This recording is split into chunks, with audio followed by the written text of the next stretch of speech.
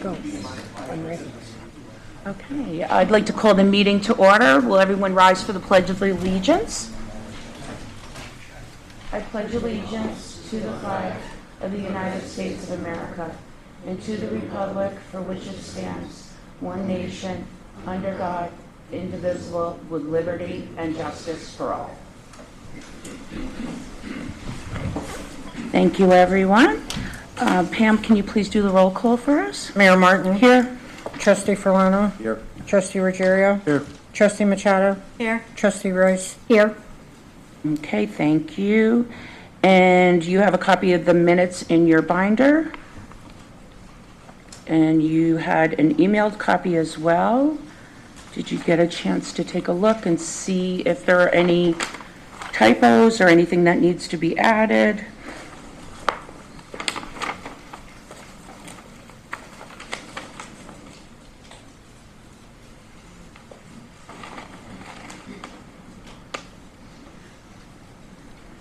Okay, hearing none, I'll entertain a motion to accept the minutes as sent. So moved.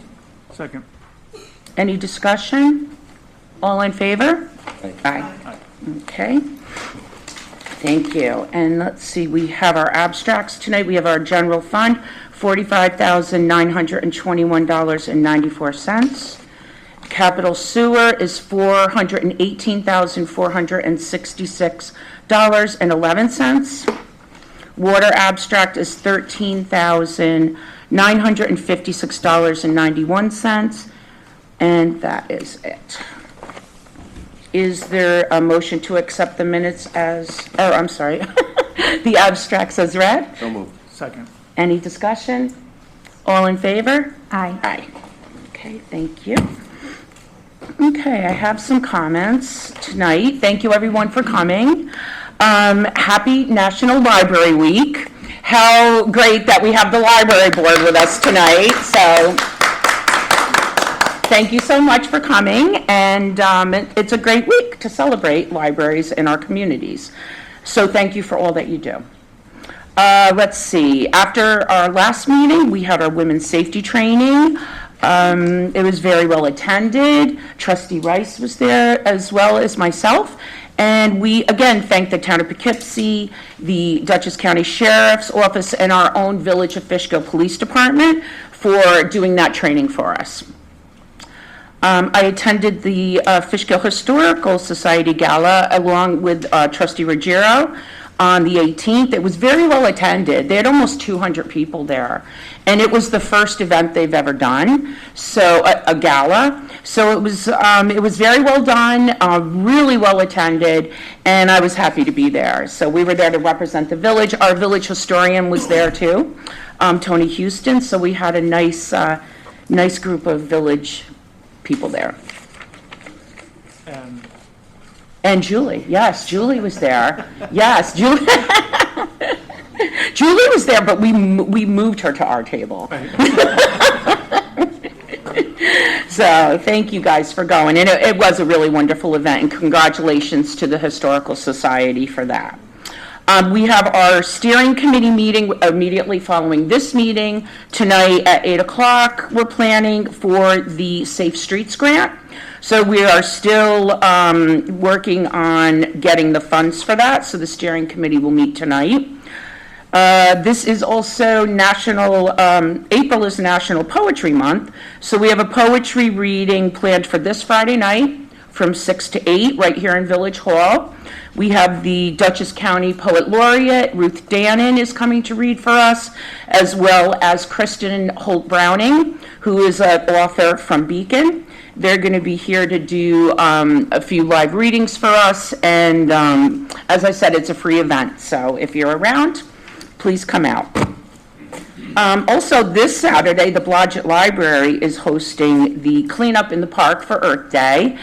We always like to participate in that. And this year, I am going to be attending and reading a special story for story time and doing a craft for Earth Day. So we're excited about that. Hopefully it doesn't rain. Fingers crossed. When does that start? 1:30. Yep, at Sarah Taylor Park. So I had a very productive meeting with the GAP Community Outreach Team last Friday. So look to see them getting much more involved in our community. They have a very good team in place right now. They have new management over there at the GAP, and they really want to get involved with the communities where their employees live. So we look forward to seeing them volunteering at our events, participating in our parades, and a lot more to come with the GAP. Our Memorial Day Parade is approaching. Anyone who is interested in marching should please contact Julie. Our speaker this year is Father Robert Repenning. And so our parade is at 1 o'clock. Lineup starts at 12:15 on Church Street. Block party is scheduled for May 30th. That's from 6 p.m. to 10 p.m. And I wanted to also let everybody know that Senator Rollison has confirmed that he will be our reader for the Declaration of Independence for the 4th of July. So that'll be great. Excited to have the senator here in the village with us. And also May 2nd is the St. Mary's 5K. That starts at 9 a.m. Also, it is the opening day for Little League. The parade is May 2nd at 8 a.m. The lineup is at Brinkerhoff School. So anybody who's interested in marching, 8 a.m., Brinkerhoff School. Or if you want to go to the 5K, that starts at 9 a.m. right here in St. Mary's. Let's see, our hometown hero banners are up. I love to see them go up. They look fantastic. So thank you, Paul. Thanks for that. And one other thing, I did have, and I mentioned that I was recently appointed to the executive committee for the Mayors and Supervisors Association. And we did have an executive board meeting today. And as usual, the topic was EMS. Pretty much that's, that's the focus of everything right now. So more to come on that. But that is about it for me tonight. And I guess we will just go through the department very quickly. We have Greg here with us tonight for the attorneys. Yeah, of course. So we take a picture of it. Okay, thank you. Okay, building department, we have Joel here and Danny, and Joel is going to be addressing a couple of issues later on the agenda, so I'll skip that for now. But I will go into the fire department report. Monthly report for March. Number of calls for March is 21, fiscal year is 264, calendar year is 59. We have one motor vehicle accident, one carbon monoxide, 2 structure fires, 2 public assists, 3 gas odors, 6 canceled arrests, and 6 fire alarm activations. Our mutual aid consisted of once to Roundabout, once to Cold Spring, once to North Highlands, 2 times to Beacon, and 3 times to East Fishkill. The mutual aid was for 2 structure fires and 6 canceled arrests. All of our equipment is in service. Our training stayed the same. And there's one correction under membership. We do have a new active member, Ronnie Arrigo. Oh, That we need to vote, the board to vote on. okay. Thank you. Okay, so we take a vote on this now, right? Okay. I have a note here. I have a memo from the clerk, or to the clerk, from the secretary of the fire department. Protection Engine Company had a meeting tonight, and Ron Arrigo was voted in as a new member. His address is 201 Commons Way. He lives here in the village of Fishkill. I know Ron. He is a professional firefighter as well. I could not recommend anybody more than him to be involved with our fire department. So, And before Ronnie was a career fireman, he was a member for over a decade with the village. right. So, Great. happy to have him back. So we're happy to have him back, I think. So I'll make a motion to put Ron Arrigo back on the volunteer roster for the protection engine. So moved. Second. Any discussion? All in favor? Aye. Aye. Thank you. Thank you, guys. Okay. Always love to get volunteers. Thank you so much. Okay, the justice report is in your binder. Glenn is excused tonight. He was unable to be here. And Paul is here for water and sewer. We repaired a water leak at the Meter building on Route 52. This was located on the 3-inch meter inside the building. We were able to bypass, keep water service on during that, so that was pretty smooth. We replaced 2 hydrant barrels, one on Loudon Drive, and the other one in the park commons also. These had damaged fittings and just becoming really hard to operate, so both of those are back up and operating well. One of the welcome to the village signs, the small ones at the intersection of Route 52 and Route 9 got hit. So we repaired that and we actually ended up changing the other one to match it to the composite style signs. So both of those are in, finished up our work at the firehouse, doing the trim around the doors, repaired a small water leak in the kitchen there. The sewer backup up in Round Hill that we Jared come in and clear the line, and after that we used our camera equipment and found 2 service taps that had a lot of root intrusion, so we excavated both the service taps and replaced those and sealed those up nice, so shouldn't have any more issues up there. Pump number 2 at our South Sewer pump station had a dry fail for that. This was one of the original ones, so it was over 10 years old. So, wasn't a huge surprise, but we're back up to the radio. I did get an update from the gas guys. So if all goes well with their state permit, they're going to be starting on Main Street on the 27th this month. Okay. They're going to be doing that work. So they said they're working quickly. Yeah. They did reach out to me as well, and we will be putting, the information out on all of our platforms. Yeah. We have an email blast, we can do social media, the website will get the information out. So far, they've been pretty good Mhm. so far. Okay. Yeah, I know it's always disruptive, but it's Yeah. necessary, so. What do you mean by like night hours, overnight, or? Yeah, because it's on a state road here. Okay. Mhm. So I don't know the exact hours. Yeah, like when they did the curbs and everything, they did it at night, it was, yeah. Okay. I noticed on Weston, right, you have water lines marked out. Is that as part of the, Yes, Weston, I believe they're only doing services. The main, I would have to check, but I think Weston was replaced at one time. right? They're just doing service lines. Right, I noticed mine and my neighbors were done, but I don't think the line's coming down that far. They're ending right before Cecil, but somewhere is where they're tying in. Yeah, right at the Yeah. corner, but I'm sure you just marked it out, just to have it marked out. Yeah, Okay. that's true. What was that? We did the whole street over again. Yeah, that's fine. Yeah, all right. I went to bed, there was no markings, I woke up, it was like, it looked like Memorial Day. They're very Yellow stealth. and- Yeah, there were like blue flags everywhere. You didn't hear a thing. I didn't hear a thing. Perfect. And answered my own question. And did you want to share about your meeting with Robert?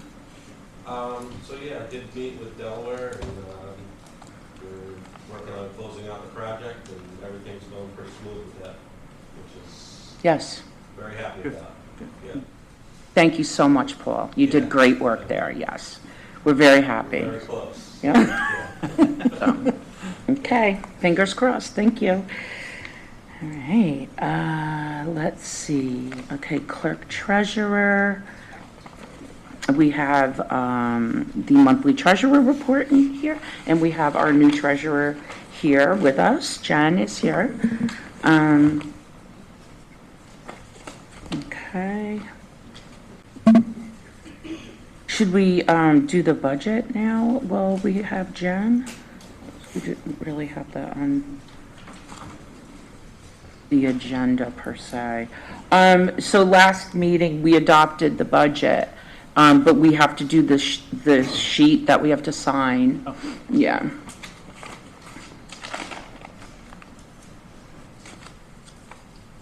Okay. Was this newly revised budget reflective of the royal carding rate change? Yes, that was the staggered increase over time. That was- number changed too? Yes, Okay. yes. So, Greg, should we re-vote or just, because the royal was changed, it went to 333, right, the increase over? Yes. Right, Yeah, I would recommend it. okay.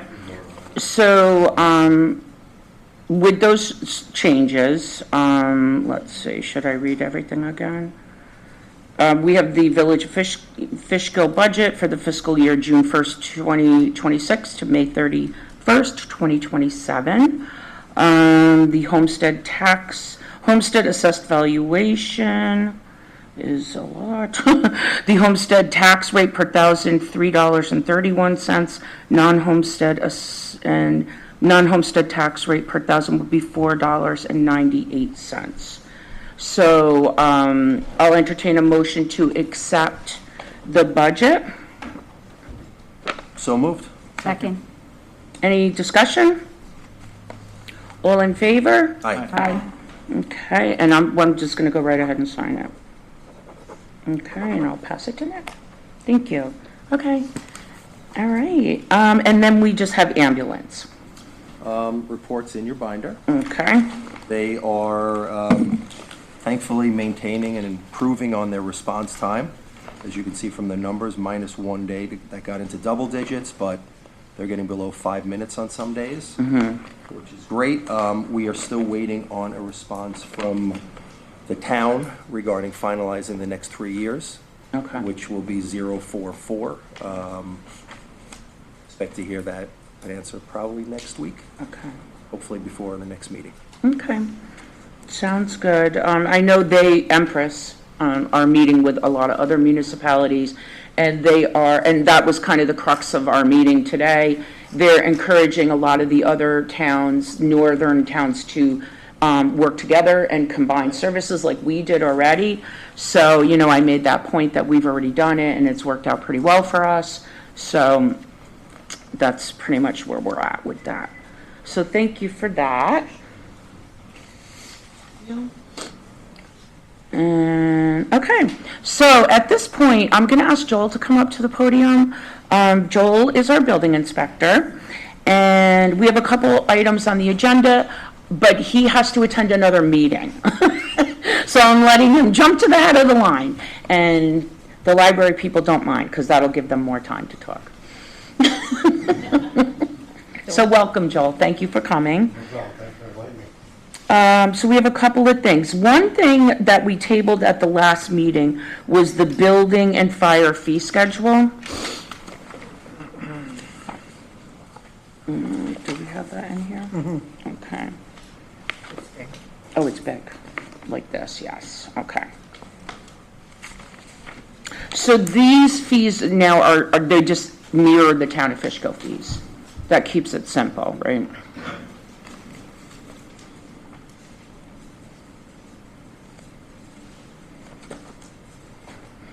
Okay, because we tabled this at the last meeting. Did anybody have any questions or concerns?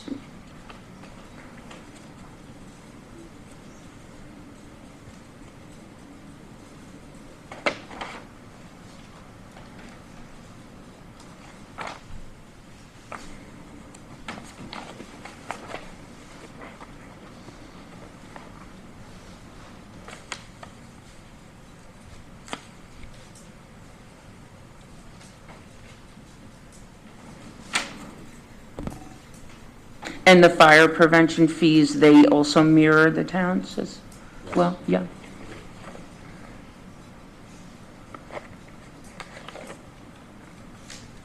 I mean, I think that makes sense to, Joel, when was the last time you guys did any rate revisions in the town? Like, how current are we mirroring? That's as current as we have. Okay, We change them on and off. Okay, The whole permit fee package, is basically at the rate of okay.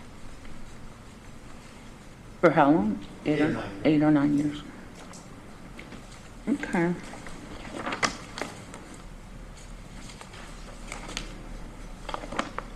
Looks good to me. I mean, I think it makes sense to. 100%. Yeah, mirror the town, right? Agreed, yeah. Yeah. Okay. Makes it easier for me to pay. Well, we want it to be easy. We want it to be, you know, as easy as possible. So, okay, so, are we ready to vote on this now? Yes. Okay. So, the building and fire fee schedule is presented by Joel Petrus and Danny Burke. We tabled it at our last meeting, and I will entertain a motion on this. So moved. Second. Okay, any more discussion? All in favor? Aye. Aye. Okay, thank you for that, sir. And let's see. Okay, so also we had a question, there was general code compliance. That was an issue that we wanted. Oh, yeah. Well, a couple of different things, Joel. I think there's some signage questions I've heard about temporary signs, and I think near the Gold's Gym Plaza, there's a few commercial, and I know they're allowed to have them, and I think they're 4 feet and under. I think that's what our code does say, but there's one that's kind of falling down, and so there was some general concerns from some of people in my neighborhood about those signs there and how many they're allowed. There's like 2 commercial for rent signs there and a Remax sign that's falling. So I don't know who handles enforcing that. Thank you. This time of year, I'll be 100% honest with you, I hate signs with passion. I prefer there were no signs on it anywhere. I've got it as strict as I possibly could have gotten it in the town. To be that strict, so there's a lot less grief and aggravation. I'll dig deeper into the village one and I'll start pulling signs and I have to talk to people. Okay, these are like pretty well bolted into the ground, some of them, but that's okay. That's fine. And then the other issue was the building project on the corner. I know we had some conversation about that, about truck exclusions on Weston. I think it's gotten a little bit better, and the gates are not always locked at night. Okay. And there's also a gap in the, Yeah, so I guess almost at the corner of Weston and Terry, right? With the one house there, the fence, it's a gap, so children can get through, animals can get through, people can get through. So between the wooden fence they put up and the metal fence, it's pretty significant. It should be tied up. Okay, sure. And I spoke to the doesn't look like contractor it's today. locked at night either. It looks like they just not throw always, the. yeah. This morning I went to work, the gates were open. When you leave for work, 6. might have been there already. It could have been, but They come and go a lot, I know, early, so I will mention it to them. Yep. I spoke to the contractor this morning, or this afternoon, I think it was, about the entrance on and exit on Weston. Okay. They're almost totally done with all that underground work there, so as soon as that's completely done, then they'll be using just that entrance and exit But again. they shouldn't be going on Weston at all. Why are the construction trucks coming on Weston? For any residential, right? So shouldn't they be going out to 52? No, the design of the site plan, I wasn't here for that. The design of the site plan was to use Weston. For construction vehicles? Right, that's, in and out. Hans, am I correct? That was permitted by the planning board?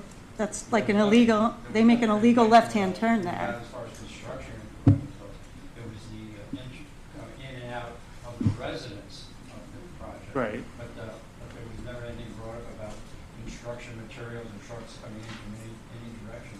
We assumed that they would use the same path as the traffic for the people, for the residents. Well, we shouldn't assume, right? I do that all day long and it gets me in trouble. But, I mean, they're coming out because they're dumping over on Jackson, right? But if they're coming out, shouldn't they go out to 52?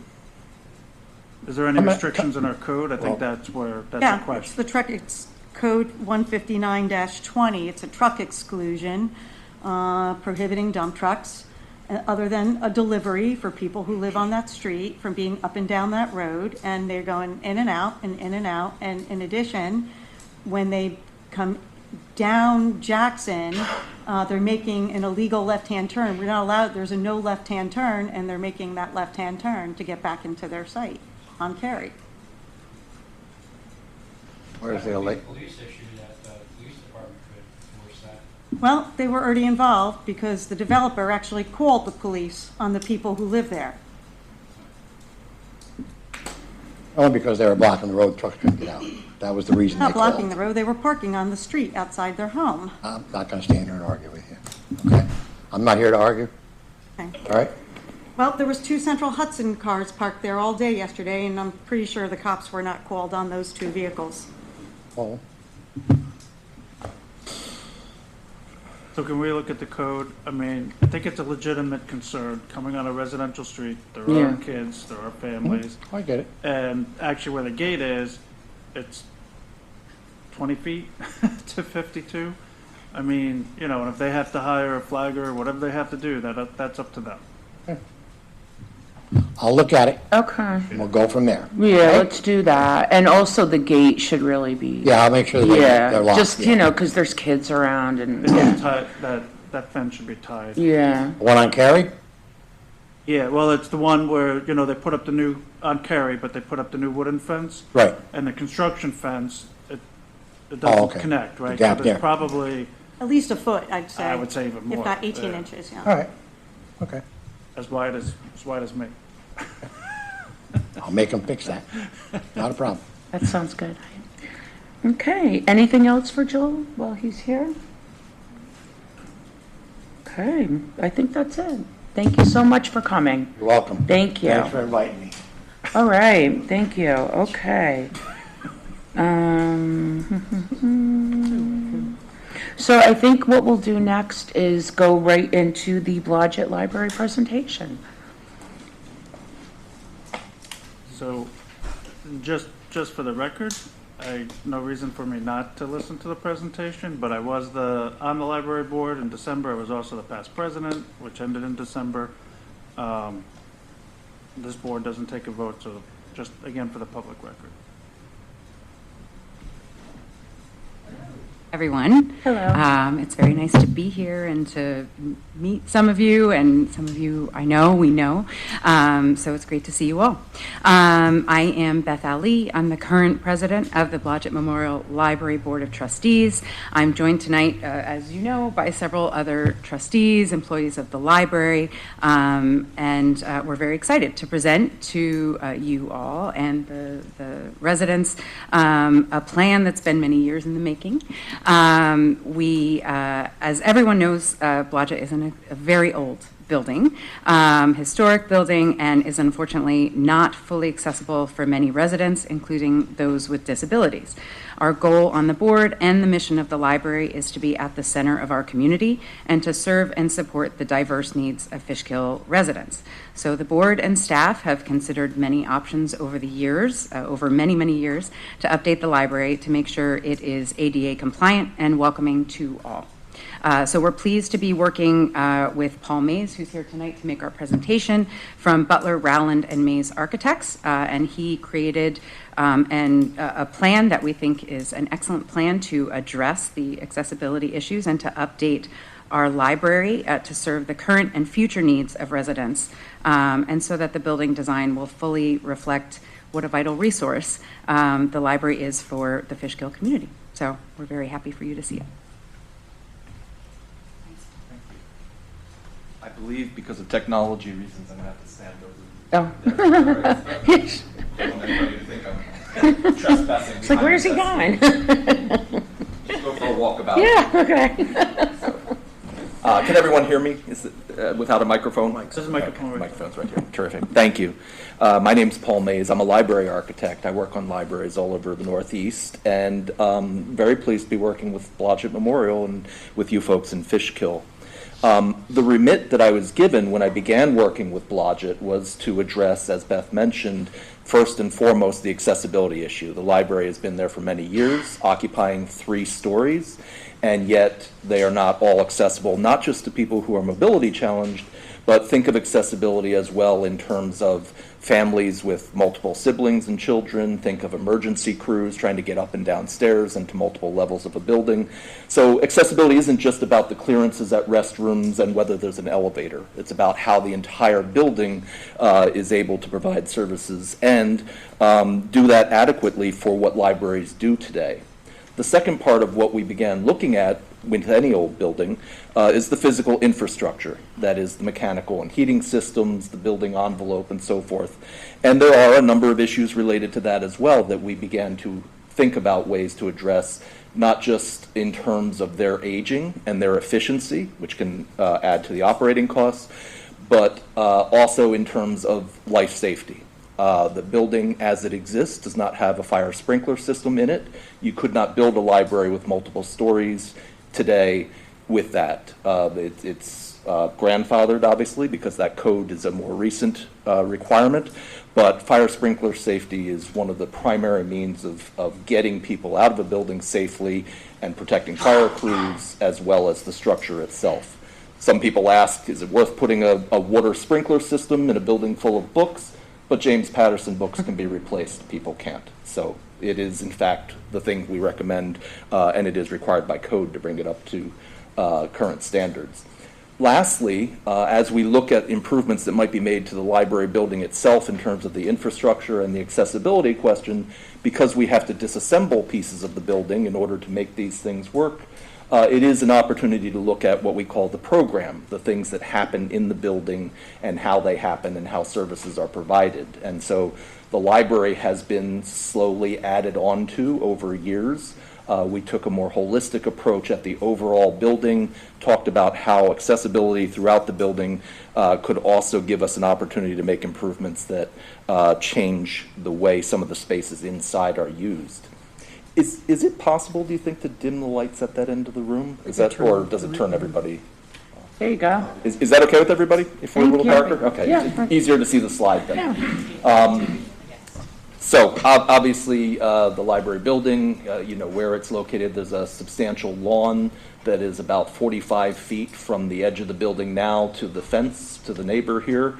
It is a corner lot, and the original historic building is here, and then the 1980s addition there. What we are looking at, and I apologize for the resolution of the slides here in the projector, the original building had been added onto previously, and we're talking about an addition that's about 15 foot 6 inches deep on one end of the building. That's the only additional space that we're talking about adding, although there's a fair amount of the interior that we are proposing to renovate and rearrange. We're also potentially adding a porch on the one side to improve entry and accessibility. So I'm going to walk you through the 3 floors of the library, floor by floor, and talk about what some of those improvements mean. This is the main level of the building. You currently enter the library. There's the ramp here that has just had to be repaired recently because of concrete spalling and railing issues. It still has some issues related to compliance with the railings and the pitch of the ramp, but currently there are also the stairs and there's a door here.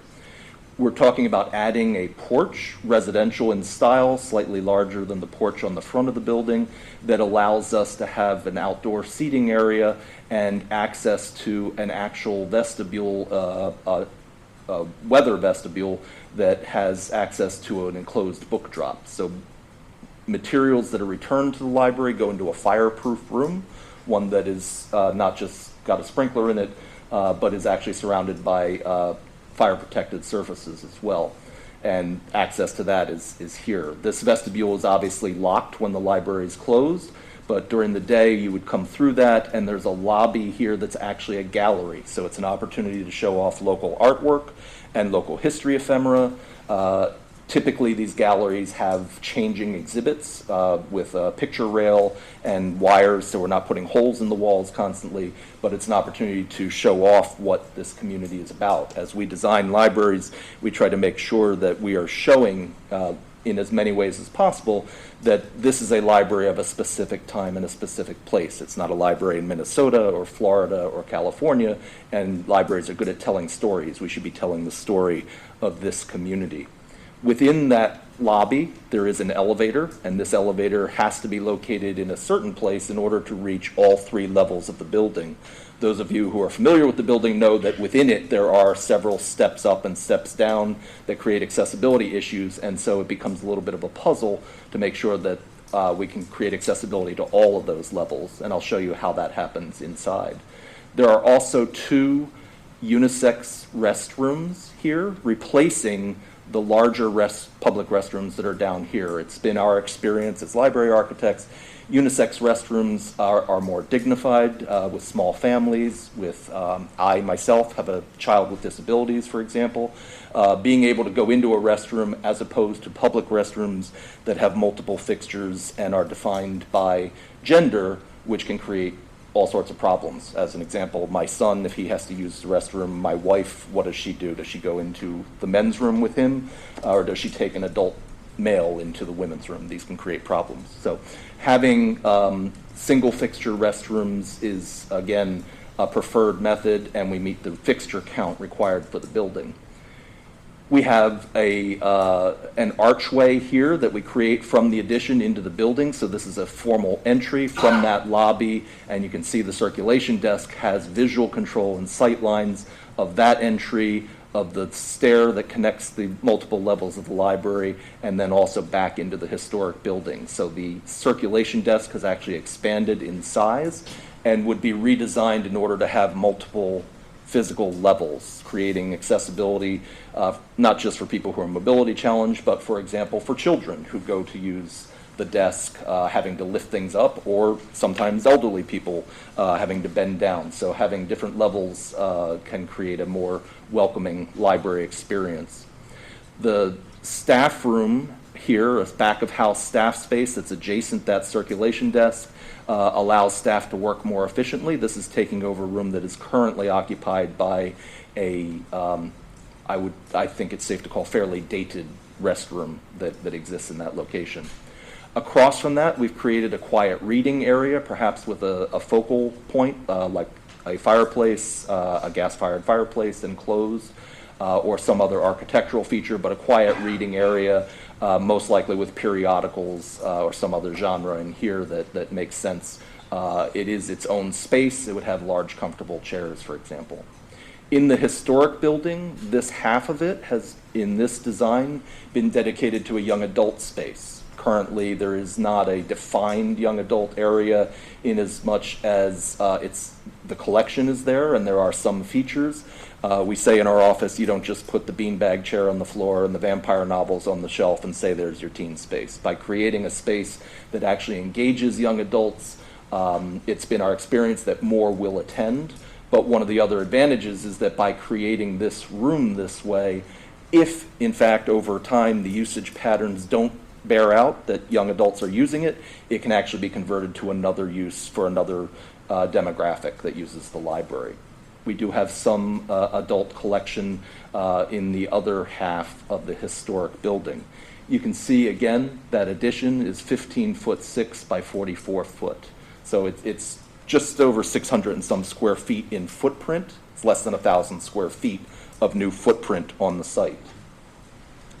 On the second floor, we can come up that elevator that I mentioned earlier, brings us to another lobby on the second floor, or come up the stairs that exist now. I'll ask you to note that doors have been placed, fire doors, at each level of the stair to create an enclosed stair, again, for fire safety issues. In addition to that, the stairs would have modifications to the railings to include handrail extensions and other accessibility requirements to make them safe to use for children and adults. The upper lobby has some benches and again some gallery space up there as well, and there is again another unisex restroom on that level.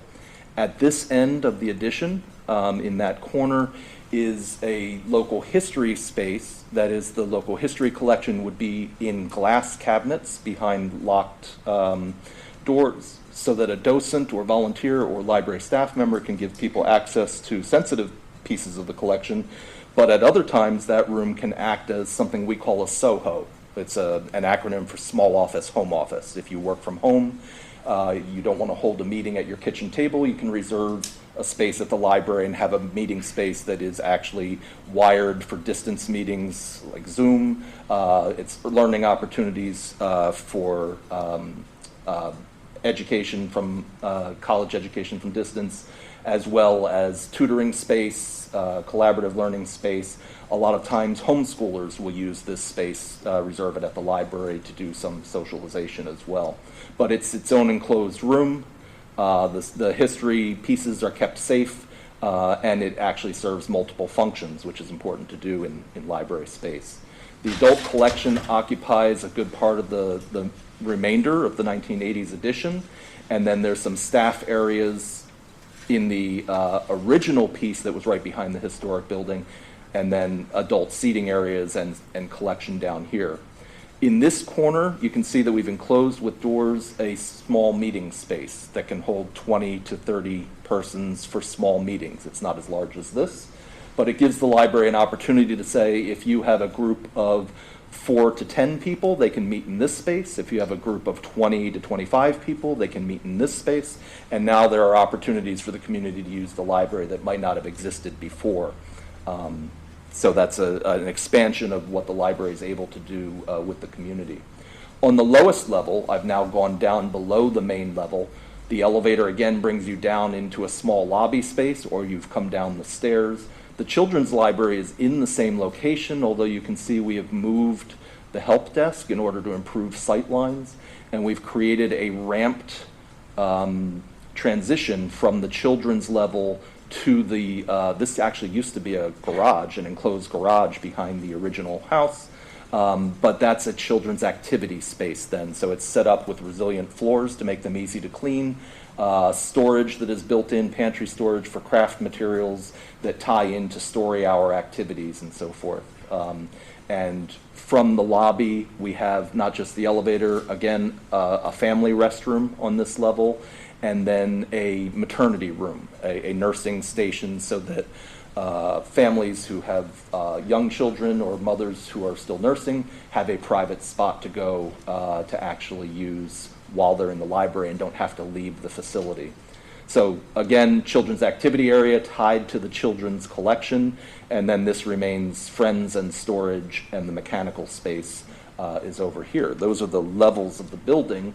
In terms of what it looks like, the original historic building here in brick on the right, the 1980s edition is here, and this is the proposed 15-foot 6-inch addition that goes off the rear. You can see the porch that extends along that side of the building, so that coming up that ramp or up the steps brings you to a protected spot. One of the reasons for doing a porch as well is it allows us to do the lighting in the ceiling of the porch so that it's all down lighting, and we are not projecting light up into the sky for nighttime light migration and so forth. This has already been approved by the State Historic Preservation Office, and in terms of the material palette, we obviously still have to discuss things like colors and making it fit into the neighborhood. But that is the artist's conception of the design and making it fit the massing of the neighborhood. The ridge of the addition is lower than the ridge of the original building, but tries to tie back, or bookend, if you will, one end with a gable and then the other end with a gable to sort of tuck the whole building together. So that's the design idea. Dominic Calgi is here tonight from Calgi Construction. Dominic's going to talk very briefly about the cost of the project. Dominic, if you mind going to the podium, perhaps? Calgi is a construction manager. We are working with them at the Kingston Library additions and renovations project, the Nanuet Library additions and renovations, Schuylerville. We work with Calgi quite a bit, and we're very fortunate that Dominic's working with Blodgett as well. Okay, thank you. Good evening, everyone. Budget-wise right now, we're carrying a total of $6.9 million for the project. That breaks down to, we have the building hard costs, which are your general building construction, your plumbing, fire, sprinkler, HVAC, and electrical. And that, along with contingencies, is, $4.8 million. Then we have the project soft costs, consultant fees, which are the design consultants, Paul and his team, ourselves, surveys and borings that have to take place. That is totaling $1.1 million. We have, and that's with contingencies. Then we have the owner's fees and your legal, your bond counsel, your van, interest, insurance, everything that is a direct cost to the owner, and that is estimated to be about $331,000. Then we've allowed for testing and inspection. That's the hazmat monitoring, the asbestos investigation. It's also the testing and inspection of the materials that will be used on the site, concrete, the compaction, steel connections, and that is at $48,000. And then we have interior furniture, equipment, and systems, basically your communications, your security, furniture, and that is estimated to be about $546,000. So the total right now is $6.9 million. We have a project alternate that is being considered for masonry restoration of the existing structure, and that's estimated at $100,000 right now. Okay. We may come back to you, Dominic, so don't go too far. Thank you. As a quick rundown then of some of the things that we wanted to talk about, and I alluded to them in the introduction to the project. One of the primary issues, as I mentioned, is the HVAC system, the heating, ventilating, and air conditioning system for the entire building. Currently, the building is heated with 2 boilers. One is 15 years old and is in decent shape. One is 40 years old and is well past its expected lifetime. What we are recommending to be done is replacement of the 40-year-old boiler to make that the primary boiler and make the 15-year-old boiler into the backup boiler. Using systems controls, then we would have redundancy as well, so that the 2 can kick in when necessary, but the primary boiler runs most of the time, and we have a backup if something goes wrong with one of them, that the other one can take up the slack. In addition to that, the accessibility improvements, aside from the elevator, upgrades to the stairs, the ramps in the building and outside the building, all of the restrooms obviously meet accessibility standards, and layout clearances throughout the building, the clearances between stacks. And again, these benefit not just folks who may be wheelchair bound, but somebody browsing the collection. Their ability to back far enough away from the shelves to actually read the spines makes a difference in how the space can be used and how browsing is accomplished. We are proposing that we should very definitely work with the village to upgrade the street and sidewalk access. There is parking on the street, but the ability of somebody to get from a parking space to the sidewalk and then to the ramps is something that we would want to work with as we're developing this project and make sure that we're accommodating accessibility right from the street all the way to the building. I mentioned the nursing room adjacent to the children's area, independent and accessible unisex restrooms. The fire protection sprinkler system is one of the larger safety issues, probably involves an upgrade from the 3/4-inch domestic line to probably a 4-inch line, although that has to be calculated. And we have to coordinate that, obviously, with the village and the water department as well. There are roof repairs and exterior masonry repairs on the list. Anyone who owns a home or a building knows that these are constant things that need addressing as buildings age. It's been a while since these have been updated. And then interior finishes throughout the building are another area that we want to make sure that we are focusing on while the building is disrupted with these various pieces. Just as a quick run through, I show you some examples. These happen to be our projects, but renovating the exterior of a library building can do a lot to improve not just the way it looks, but the values of buildings in the neighborhood and the way the neighborhood sees itself. So some examples of ones we've done in the last few years: Kinderhook, Washingtonville, and Pleasant Valley. Very different buildings in each case, different scales and different palette of materials, but uniformly in all cases, upgrading the building makes a big difference in how it is viewed by the community. a renovated children's room that adds color. Again, I apologize for the sepia tones of the projector here, but adding color, adding texture and depth to children's rooms in particular to make them more playful. You'll note that the stacks in these children's rooms are all mobile stacks. They're on casters and can be moved around, so they can actually do story hours in the center of the space and then move the stacks to other areas, for example. The children's program space I mentioned, we were ramping up to that space with built-in cabinetry for storage of art materials and craft materials, but resilient floors for cleaning. Some examples of those types of spaces. A young adult space, this one in Goshen, one in Pleasant Valley. These are examples of spaces that are designed for teens and with them as we design the space. I just had a meeting actually last week with the Teen Advisory Board at the Beacon Library about their teen space, and so getting them involved early generally makes a more successful teen space. The meeting space would be a small one, as I mentioned. I'm showing examples here from Stillwater, Highland, and Wallkill of meeting rooms that would seat somewhere between 8 and 20, 25 people. So that's more the scale that we're talking about, would be a room like this in the upper corner that seats about 20 to 30 people. I mentioned the galleries on each level of the building and the opportunity to show artwork, make them easy to clean and maintain, and be a welcoming aspect of the building for people coming in.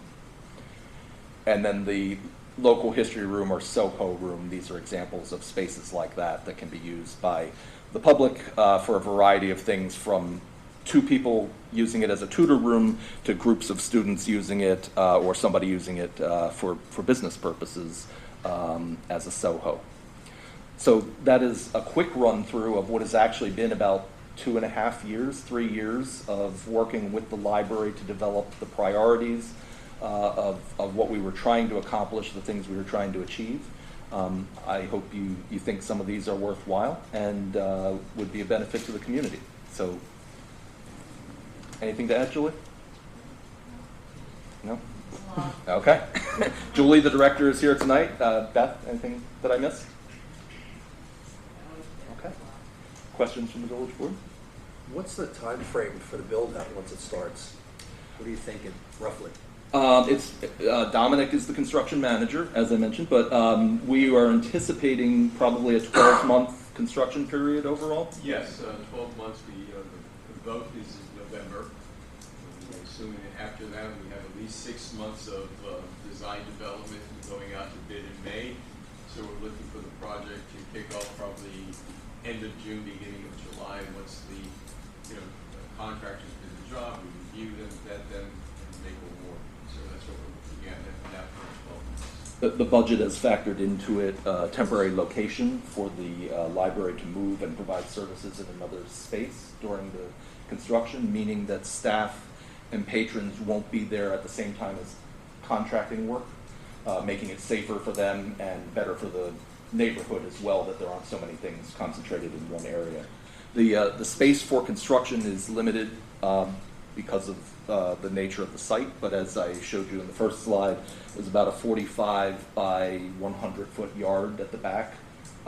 That's the layout area where the contractors would have to focus their work. So where will the library go while it's under construction? Like, where will the staff be? And We're gonna find a place somewhere in the village, like at one of the plazas. oh, okay. We've budgeted for rental space. Oh, I have. But Okay. what often happens, until we have a better timeline of exactly Right. when it starts, you can't really. Right, okay. But one of the things that we will have to do is evaluate what services will be provided during the temporary space time. In other Okay. words, some libraries say, we need to bring our whole collection over there and make it like the library was. You know. Pleasant Valley, we did that. They went into an old grocery store. It was actually bigger than the library we were moving into. Other libraries might decide, look, we can offer new and popular, you can pick up interlibrary loan, and we can do children's programs here, but we can't do all the things we do for this period of construction. We may have to. Right, okay. So that's still to be decided, but there is money budgeted in the budget for moving. Okay. No, I mean, I personally use the library, and my family does, and the accessibility is an issue for senior citizens. I know my mom personally would, and my friend's mom here, they would like to attend some of the, craft events and different like things, and it's just really hard to get up the stairs.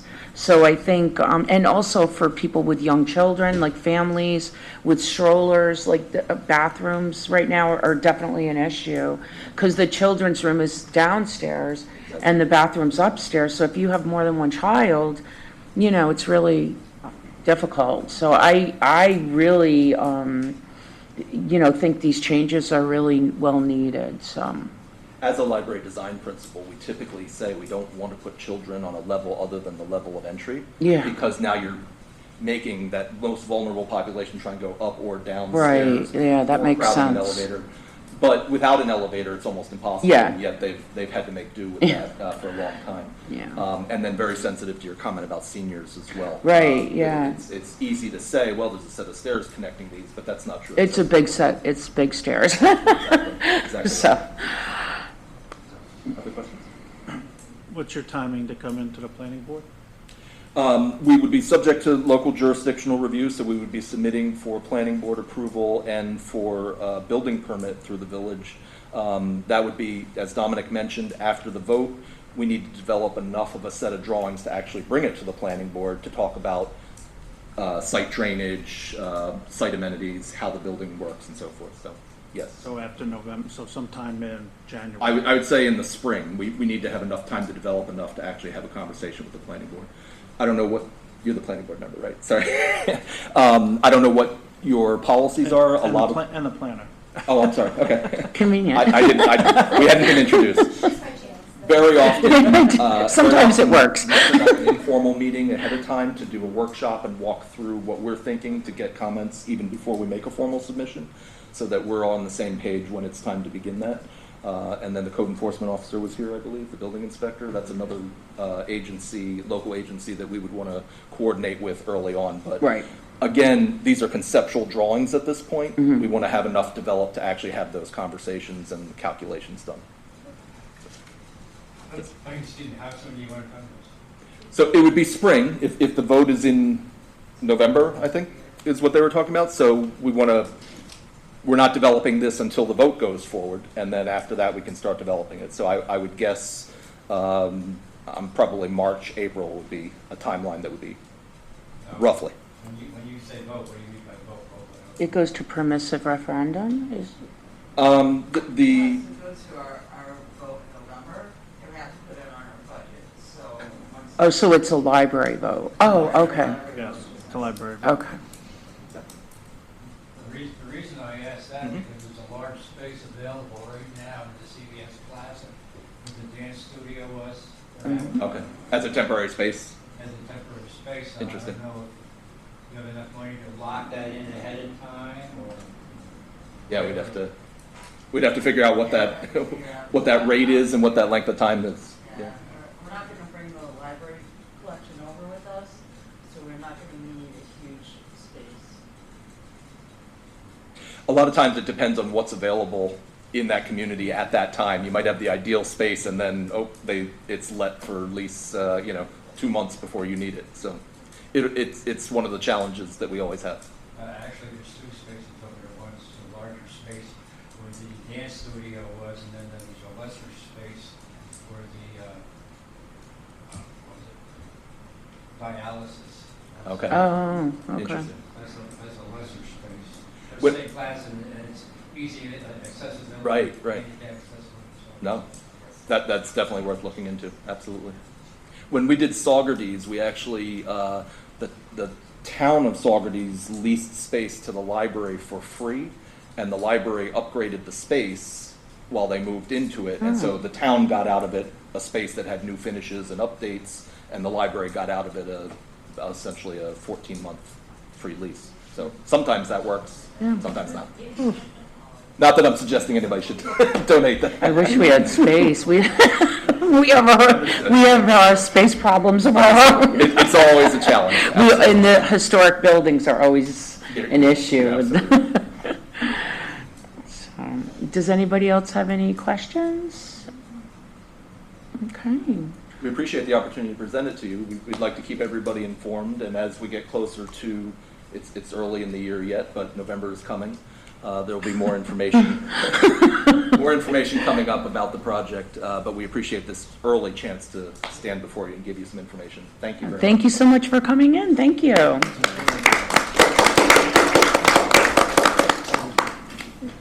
Okay. Okay, so Greg, this next item on the agenda is the stormwater easement, and that's here.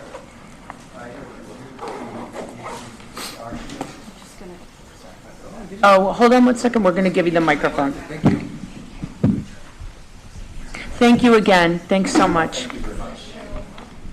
Bye-bye, thank you.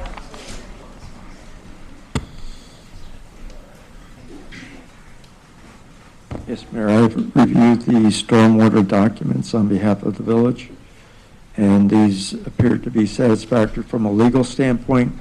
They will give the village protection from stormwater pollution on the site, and they will also give the village access for easement purposes to periodically check to make sure that the owner of the property is properly maintaining the stormwater project and preventing pollution.